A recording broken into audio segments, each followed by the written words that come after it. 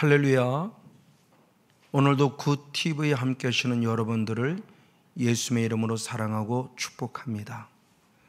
로마서 1장 17절의 말씀에 복음에는 하나님의 의가 나타나서 우리를 믿음으로 믿음에 이르게 한다는 아주 중요한 믿음의 원리를 알려주고 있습니다. 믿음으로 시작해서 믿음에 이르게 하는 것이 복음이라는 것이죠.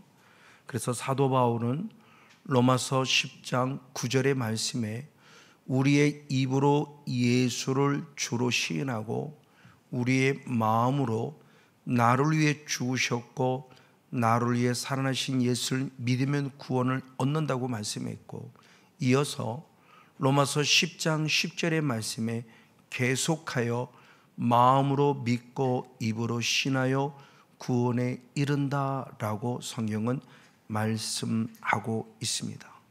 그러면서 이 믿음이란 단어를 사도 요한은 요한복음 17장 3절의 말씀에 영생은 유일하신 참 하나님과 그의 보내신 자 예수 그리스도를 아는 것이다 라고 말씀을 통해서 믿음이 곧 아는 것이고 아는 것이 곧 믿음임에 대한 부분의 모습을 성경은 분명히 말씀해 주고 있습니다.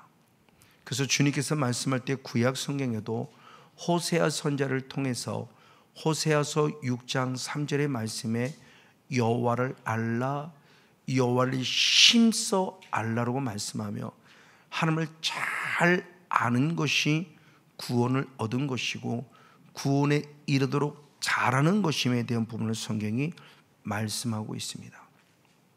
이에 이 말씀을 잘 적용해 사는 다윗이 있었으니 다윗은 그의 아들 솔로몬에게 역대상 28장 9절에 내가 하나님을 알고 있기에 온전한 마음과 기쁜 마음으로 하나님을 섬기라 라고 말씀하며 하나님을 알고 라고 표현을 통해서 더 온전한 마음으로 섬겨야 할 것을 강력하게 아들 솔로몬에게 어필을 하였습니다. 맞습니다. 이렇게 하나님을 알아야 되는데 아는 것으로 끝남이 아니라 아는 것에 자라가야 한다는 것이죠. 그래서 베드로후서 3장 18절 말씀에도 예수 그리스도를 아는 지식에서 더 자라가라 그래요. 그러니까 예수를 아는 것으로 끝남이 아니라 아는 것에 더 자라가야 한다는 것입니다. 이 말을 달리 말하면 구원을 얻었다로 끝남이 아니라 구원에 이르도록 자라가야 한다고 하는 것을 성경의 영적 원리에서 말씀해 줍니다. 근데 또한 성경은 내가 이 땅에서는 주님을 아는 것도 참 중요한데 마지막에는 하나님이 나를 알아주셔야만 한다는 것이 또한 성경에서 말씀하는 구원의 영적 원리 가운데 하나이기도 합니다. 그럼 왜 주님은 열매를 보시느냐? 그 열매, 즉 구원에도록 자라가는 열매 가운데 열매를 보시면 주님이 나를 알기 때문이라고 그래요. 그래서 마태복음 7장 20절에 열매를 보고 너희를 알리라. 주님이 나를 알고 싶을 때는 무엇을 보느냐? 열매를 보고. 내가 이 땅에서 예수를 믿고 알면 마지막에는 주님이 나를 알아주실 때 성건용이라는 사람이 살아가는 삶의 열매를 통해서 저를 아는데 그 열매는 눈에 보이는 열매를 보고자 함이 아니라 열매로는 궁극적인 목적은 그 열매를 통해서 내 본질을 알고 싶어하는 겁니다. 사과나무라는 열매를 맺었으면 이 나무는 사과나무이구나. 배라는 열매를 맺었으면 이 나무는 배나무네라는 것이죠. 그 본질을 알고 싶다라는 겁니다. 그런 의미 속의 열매를 말씀을 하면서 대표적으로 하나님께 인정받아 내가 너를 안다고 칭찬받은 자가 누구냐? 아브라함입니다. 그래서 먼저 창세기 15장 6절에 아브라함은 여호와를 믿으니 의롭다 여기심을 받았다. 즉 이신칭의, 바로 의롭다 여기심의 칭함을 받은 자예요. 그럼 구원을 얻었습니다. 구원은 얻음으로 끝남이 아니냐? 아니요. 더 나아가 창세기 22장에 하나님은 아브라함을 시험하시니 이삭을 바치라는 시험을 합니다. 그 시험을 통과할 때 창세기 22장 12절 말씀에 이제야 네가 나를 경인한 줄 알았다라고 표현하며 이신칭으로 여겨지는 신앙이 아니라 진짜 하나님의 아들임을 인정받는 삶이 바로 순종이란 이삭을 드리는 순종을 통해서 나타났다는 사실을 성경을 통해서 확인해 볼 수 있습니다. 맞습니다. 바로 이렇게 주님이 나를 알아가는 신앙의 단계를 생명에 이르는 열매를 맺는 단계라고 그러고, 생명에 있는 열매를 맺는다고 하는 것은 결국 뭐냐?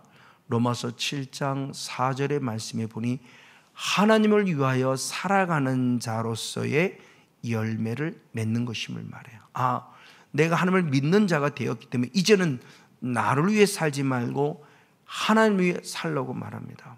그런 대표적인 말씀이 고린도 후서 5장 15절의 말씀에 기록되어 있으니 예수님이 나를 죽으신 목적을 말합니다. 우리는 너무나 잘 알고 있어요. 예수님이 나를 죽으신 목적은 무엇입니까?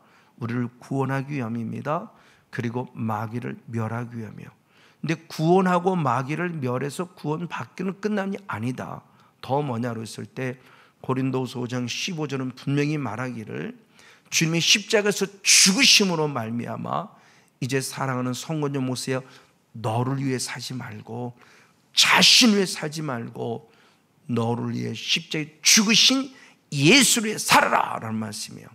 이제는 나를 위해 살지 말고 나를 위해 죽으신 하나님 예수 그리스도 성령님을 위해 살라고 하는 중요한 메시지가 있어요. 이렇게 하나님 위해 살아가는 열매를 맺는 사람이 결국 무엇이냐? 거룩함에 이르는 열매를 맺으니 그 마지막이 영생이라는 거죠. 그래서 로마서 6장 22절의 말씀에 거룩함에 이르는 열매를 맺는 그 마지막은 영생이니라 그랬습니다. 이렇게 하나님을 위해 살아가는 자를 또 다른 단어로 의의 병기라고 말씀했으니 로마서 6장 13절 중반절 이후의 말씀을 통해서 이제는 너희 몸을 하나님께 드려지는 의의 병기로 드려라라고 말하며 우리의 몸이 하나님 위해 살아가는 의의 병기가 됨을 말해요. 이 사람을 바로 누구라고 그러냐? 로마서 12장 1절 말씀에 영적 예배자, 너희 몸을 하나님이 기뻐하는 산 제사로 드리라. 이것이 너희들 영적 예배. 그러니까 내 자신을 살아가는 것이 아니라 오직 주를 위해 살아갈 때 영적 예배자라고 말씀하고 있어요. 자, 그런데 반면에 구원을 얻었음에도 불구하고 구원에 이르지 못하고 사망에 이르는 열매를 맺고 있는 사람도 있다고 또 성경은 말해요. 대표적으로 주님이 나를 알지 못한다고 합니다. 마지막 때는 나를 알아주시는데 알지 못한다는 사람이 있으면 누구냐? 마태복음 7장 23절의 말씀에 내가 너를 도무지 알지 못하니 이 불법을 행하는 자들아 그래요. 분명히 예수의 이름으로 귀신도 쫓아냈고 예수의 이름으로 선자 노릇도 말씀도 잘 전했어요. 근데 주님은 저를 모른다고 하세요. 마지막에는 주님이 저를 알아주셨는데 나를 모른다고요. 모른다면 천국 갈 수 없는 거잖아요. 그럼 왜 모른다고 하냐? 불법을 행했기 때문이라고 그래요. 그럼 불법은 뭐죠? 사도 요한은 요한일서 3장 4절의 말씀에 불법이 곧 죄니라 그래요. 즉 죄를 범했다는 거예요. 죄를 범하였기 때문에 하나님이 마지막 때 내가 너를 도무지 알지 못한다는 책망을 받고 결국 천국 백성이 아니라 지옥 백성이 된다는 충격적인 얘기를 합니다. 그리고 또 한 번 주님이 나를 모른다고 말하는 말씀이 있으니 마태복음 25장이죠. 바로 미련한 다섯 처녀를 말할 때 마태복음 25장 12절의 말씀에 기름이 준비되지 않았으니 내가 너를 모른다고 표현해요. 모른다고 하는 것은 결국 불법이라고 그랬고요. 불법이 죄라고 그랬으니 기름이 준비되지 않은 것이 결국 불법이에요. 죄예요. 기름은 무엇을 말합니까? 성령을 말한다는 것을 너무나 잘 알아요. 늘 성령의 은혜 속에서 성령 충만함으로 준비되어 있어야 되는데 준비되지 못했다는 거예요. 언제 주님이 올 줄 몰라요. 그리고 내 개인적인 종말이 언제일지 몰라요. 늘 성령 충만함으로 준비되어 있어서 당당히 주님의 품 안에 안기는 그 순간까지 성령의 임재 속에 살아가 될 아주 중요한 모습을 말씀해 주고 있습니다. 바로 이것이 뭐냐라고 했을 때 이것이 사망이라는 열매를 맺는다고 그래요. 그래서 로마서 7장 5절의 말씀에 보면 내가 육신에 있을 때 죄의 정욕으로 인하여 사망이라는 열매를 맺는다라고 중요한 얘기를 해요. 구원을 얻었음에도 불구하고 누군가는 사망에 이르는 열매를 맺는 자가 있구나라는 거죠. 자, 그러면 생명이라는 열매를 맺는 것이나 사망이라는 열매를 맺는 건 한꺼번에 척 되는 것은 아닙니다. 조금씩 진행된다는 것을 성경은 말해요. 대표적으로 먼저 생명이라는 열매를 맺게 하시는 하나님의 나라 예표를 보여주는 것이 있습니다. 그 하나님의 나라 예표를 보여줄 때 마가복음 4장 26절의 말씀에 하나님의 나라는 씨를 땅에 뿌리는 것 같다. 씨는 것은 특히 작은 존재예요. 하나님의 나라를 설명하는데 씨로부터 시작이 된대요. 그러니까 하나님의 나라가 처음부터 풍성하게 이루어지는 것이 아니라 하나님의 나라의 시작은 씨예요. 어린아이 믿음이겠죠. 그러나 어린아이 믿음을 통해서도 주님이 우리에게 구원의 은혜를 주셨을 때 그 하나님의 나라의 열매의 시작이 씨로부터 시작됨을 가르쳐주고 있어요. 그러면서 씨로 되면 끝나냐? 아닙니다. 역시 마가복음 4장 27절 말씀에 그 씨가 자란다고 그래요. 할렐루야. 하나님의 나라는 내 안에서 자라가는 겁니다. 씨로 시작한 미약함이 있지만 계속 자란다는 거예요. 그러니까 자란다고 하는 것은 결국 무엇이냐? 내 안에서 열매를 맺는다는 걸 말해요. 그런 대표적인 말씀이 골로새서 1장 6절의 말씀에 복음이 전해졌는데 그 복음을 듣고 그리고 복음을 듣는 순간 깨달은 날부터 중요했어요. 열매를 맺어 자란다 그래요. 그 열매를 맺어 자란다는 말이 우리말 성경을 통해서 보면은 열매를 맺으며 점점 더 자라간다고 표현해요. 그러니까 열매가 처음부터 완벽한 건 아니죠. 자그마한 열매 시작합니다. 자그마한 열매 조금 커지면 흔히 말할 때 풋사과라고 하죠. 뜰기도 가지고 온전한 맛이 없어요. 근데 커졌다고 다가 아니죠. 풋사과로 시작해도 또 더 빨갛게 익어져야 완숙한 맛을 느끼는 바로 열매가 되듯이 열매를 맺었어도 열매가 맺어서 계속 자라게 되어 점점 더 자랄 것을 말해요. 이렇게 씨가 자란다는 그 모습을 역시 마가복음 4장 28절에 땅이 스스로 열매를 맺는다고 그래요. 이 말을 잘 우리가 이해를 됩니다. 땅이 스스로 맺을 때 아무도 필요 없이 본인의 아름이 아니에요. 그런 의미가 아니라 땅 자체가 주님이 창조한 피조물인데 그 땅이 스스로 맺는 것은 하나님께서 주시는 적당한 때에 내리는 비도 있고 햇빛도 있고 바람도 있고 이런 모든 것들을 통해서 그가 자란다는 것을 말하는 의미이지 아무도 필요 없고 스스로 자란다는 말은 아니에요. 이 말을 달리 말하면 성건용 목사라는 사람이 자라고 우리 사랑의 교회가 자라고 전 세계 기독교인이 자란다는 것은 스스로는 것은 누구의 힘이 필요 없는 것, 누구의 힘이 반드시 필요해요. 그래서 먼저 디모데전서 4장 15절의 말씀에 보면 너의 믿음의 진보를 나타내라 보이라 그랬어요. 그 믿음의 진보를 지금 바뀌어진 개역 개정 성경은 너의 성숙함을 모든 사람이 보이, 네가 잘하고 있음을 보이라는 거죠. 맞습니다. 그래서 이 말씀을 통해서 바울이 고린도전서 3장 6절의 말씀에 나는 심었고 아볼로는 물을 주었고 자라게 하시는 분은 하나님이다 이렇게 말해요. 맞아요. 우리를 통로로 씁니다.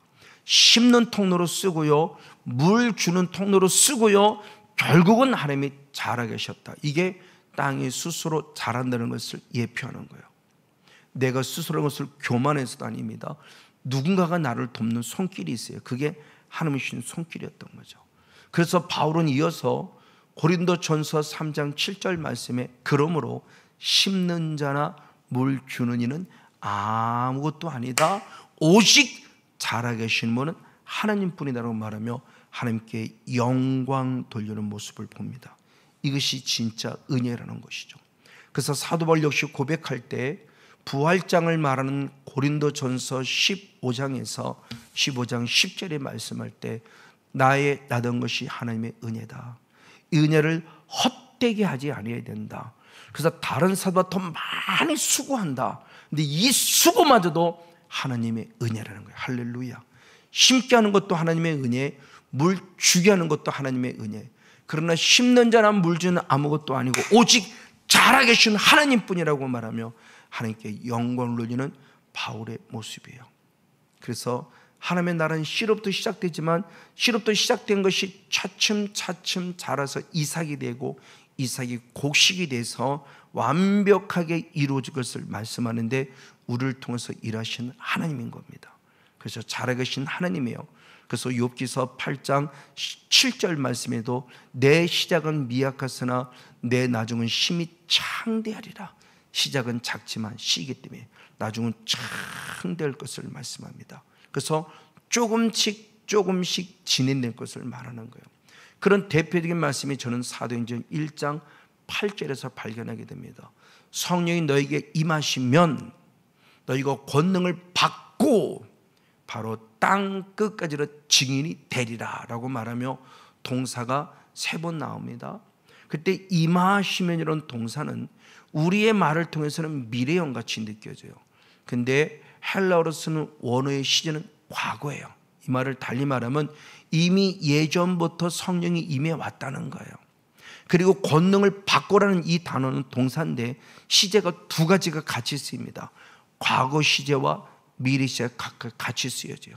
즉 권능을 받는 것은 이미 과거부터 성령이 임했기에 과거에 내가 권능을 받고 계속해서 성령이 임했기에 미래도 성령을 계속 받는 권능을 받을 것을 말해요. 그때 증인이 되리랍니다. 근데 증인이 되는 이 동사 역시 되리라는 동사가 시제가 2개인데 현재라는 시제와 미래라는 시제를 같이 가지고 있어요. 그러니까 과거부터 성령이 임해서 과거부터 성령의 권능을 받았기에 지금 현재 증인이 될 수 있고 계속해서 성령이 임하였기에 점점점 채워지었기에 이제 미래까지 증인이 되는 삶을 살아간다는 겁니다. 즉 성령의 임재는 어느 한순간에 임하여서 권능을 받는 것이고 증인되는 것이 아니라 과거부터 조금씩 채워져서 하나님의 거룩한 때가 될 때 권능을 받고 그 권능이 지금 현재형으로 쓰임받고 미래까지 쓰임받는다는 사실을 사도행전 1장 8절의 시제를 통해서 정확하게 알려주고 있습니다. 맞습니다. 이렇게 하면 씨로 시작해서 조금씩 자라요. 조금씩 자란데 그 조금씩 자란 그것이 결국은 어떤 일이 되느냐? 마가복음 4장 32절의 말씀에 드디어 큰 나무가 됐고 모든 새들이 깃드는 놀라운 축복을 받아요. 시작은 쉬었는데 나중에 드디어 큰 나무가 됐어요. 그리고 나만 사는 것이 아니라 많은 새들이 와서 안식을 누릴 수 있는 피난처가 됐다는 중요한 말씀을 주시고 있습니다. 이런 강력한 은혜의 통로가 된 사람의 대표로 다윗이죠. 다윗은 3번의 기름 부음을 받았습니다. 그래서 성령께서 시작하고 일하시는 모습을 때 사무엘상 16장 13절의 말씀에 기름 부음을 받음을 통해서 하나님의 영이 그에게 임하였다고 그래요. 그리고 2번째 기름 부음을 받고 유다의 왕이 됐는데 사무엘하 3장 2절 말씀에 다윗이 점점 더 강해져 간다고 표현해요.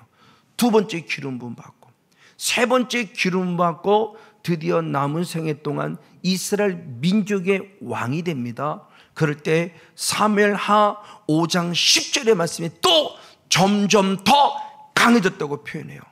그러니까 첫 번째 기름 부음으로 끝남이 아니었습니다. 2번째 기름 부음 바람으로 강해져 갔고 3번째 기름 부음으로 더 강해져 갔다. 그래서 이스라엘 민족 모든 민족의 왕이 돼 40년 동안 완벽한 왕으로서의 사역을 감당한 모습을 봐요. 한 번으로 되는 게 아니라는 거죠. 점점 더 하나님의 나라가 씨로 시작하듯이 하나님이 주시는 성령의 기름도 씨로 시작해서 우리가 자라고 있음을 봐요. 그래서 우리 믿음이 그렇다는 겁니다. 그래서 사도 요한은 요한일서 2장 14절의 말씀에 어린아이의 신앙으로 시작이 됐으면 청년의 신앙까지 자라야 되고 청년의 신앙까지 자랐으면 아위의 신앙까지 자란다는 것을 분명히 또한 말씀하고 있어요. 처음부터 완벽한 게 아닌 거예요. 시작이에요. 시로부터. 그래서 조금씩입니다. 또는 영적 싸움을 말씀해 주는 내용도 똑같아요. 대표적으로 제1세대에게 주었을 때 출애굽기 23장 30절의 말씀에 보면 내가 번성하면 번성할수록 내가 조금씩 가나안의 7 족속을 쫓아내리라. 하나님이 쫓아내 준대요. 근데 어떻게? 번성한 만큼. 오늘 우리로 말하면 성령 충만한 만큼 한꺼번에 쫓아내 줄 게가 아니에요. 조금씩 쫓아내죠. 그럴 때 이걸 2세대인 신앙이 2세도 똑같이 얘기해요. 그래서 신명기 7장 22절 말씀에 주님 말씀하실 때 바로 그 가나안의 7 족속을 내 앞에서 점점 쫓아내니 급히 멸하지 않겠다는 중요한 영적 원리를 알려줍니다. 우리는 자꾸 기도받고 말 때 한 방을 원하는데 아니요, 절대 한 방이 아닙니다. 주님은 조금씩 천천히를 말씀하고 있습니다. 그런 대표적인 한 예로서 저는 예수님을 통해서도 봅니다. 예수님 역시 그리스도 즉 메시아로 오실 때 첫 번째 잉태할 때부터 성령을 받죠. 그래서 누가복음 1장 35절의 말씀에 성령이 임하셨고 능력이 덮었다 그래요. 그 태어나는 순간 성령이 임하셨어요. 그로 끝나냐? 아닙니다. 실제적인 공사역 사역 속에서 누가복음 4장 32절의 말씀에 세례에게 세례를 받는 순간 역시 성령이 임하셨다고 표현해요. 성령이 임하셨어요. 즉 태어날 때 성령이 임하셔서 너는 내 사랑하는 아들이라고 인정받았고, 그리고 세례 요한의 성령 받을 때 또 너는 내 사랑하는 아들이라고 내가 기뻐하는 자라고 인정을 받아요. 그럼 그것으로 끝나냐? 아니었습니다. 이어서 누가복음 4장 1절의 말씀에 세례 요한에게 세례를 받고 어느 정도의 시간이 지났는가 모르지만 성이 금방 충만했어요. 요단에 돌아 성이 충만하셨고 마지막에는 성이 이끌림을 받았고 한 단계 더 나아가 누가복음 4장 14절 말씀에서는 더 충격적인 일이 성이 권능으로 일하셨다. 그러니까 예수님마저도 성령을 한 번 받았다는 개념이 아니에요. 잉태할 때, 그리고 공사역 사역을 시작할 때, 그리고 계속적으로 충만했고 이끌림받고 권능으로 일하시면서 계속 성령의 임재 속에 점점 더 나아갔다는 모습을 보여주니 우리들도 절대 급하지 말고 한 걸음 나아갈 것에 대한 부분의 모습을 분명히 말씀하고 있습니다. 그러면 생명이 이런 열매만 아니요, 사망이 이런 열매도. 그래서 야고보서 1장 14절 15절의 말씀에 내가 시험을 받는 것은 욕심 때문이니 욕심이 잉태한 즉 죄를 낳고 죄가 장성한 즉 사망을 낳는다. 죄 한 번 졌다고 지옥까지는 안 해요. 멸망받지는 않는데 죄가 계속 자라요. 이게 바로 문제였던 거예요. 이 계속 죄가 자란다는 이 부분의 모습을 알기 때문에 빨리 정신을 바짝 차려야 돼요. 철저히 죄의 문제를 해결해야만 한다는 것을 성경에 말합니다. 이분의 모습을 또한 요한복음 10장 10절에 말씀할 때 사탄을 도적으로 비하면서 도적자라고 죽이고 멸망시켜요. 한 번에 멸망시키진 않아요. 근데 계속 자랍니다. 도둑질하고 그 다음에 죽이고 그 다음에 멸망시켜. 이것이 결국은 우리 안에 죄가 쌓아지기 때문이죠. 그래서 호세아서 13장 12절의 말씀에 우리 죄가 저장되었다고 책망합니다. 신약에도 똑같이 말합니다. 데살로니가 전서 2장 16절 말씀에 네가 죄를 항상 채웠다고 책망하고 있고, 계시록의 말씀에도 바로 계시록 18장 5절 말씀에 네 죄가 하늘에 사무쳤다고 말하며 죄가 쌓이짐을 책망해요. 그럼 어떻게 되죠? 빨리 회개하는 수밖에 없어요. 그래서 사도행전 2장 38절로 회개해서 죄사함 받고 성령을 선물로 받아서 남은 부분의 영적 싸움을 싸워야 돼요. 그래서 성령 충만한만큼 내가 살아야 돼요. 그래서 에스겔 47장 12절의 말씀에 내가 성령 충만을 살았기에 달마다 열매를 맺을 때 나 혼자만 삶이 아니라 내가 살아날 만큼 남을 살리는 실과 즉 열매요 남을 살리는 약자로 축복하고 있습니다. 우리 모두와 같이 성령 충만함 받아서 내가 산 만큼 시작은 미약하지만 나중에 많은 사람을 살려낼 수 있고 가정과 가문을 살리는 복된 주인공 우리 모두가 되어지기를 예수님의 이름으로 간절히 축복하고 축원을 드립니다.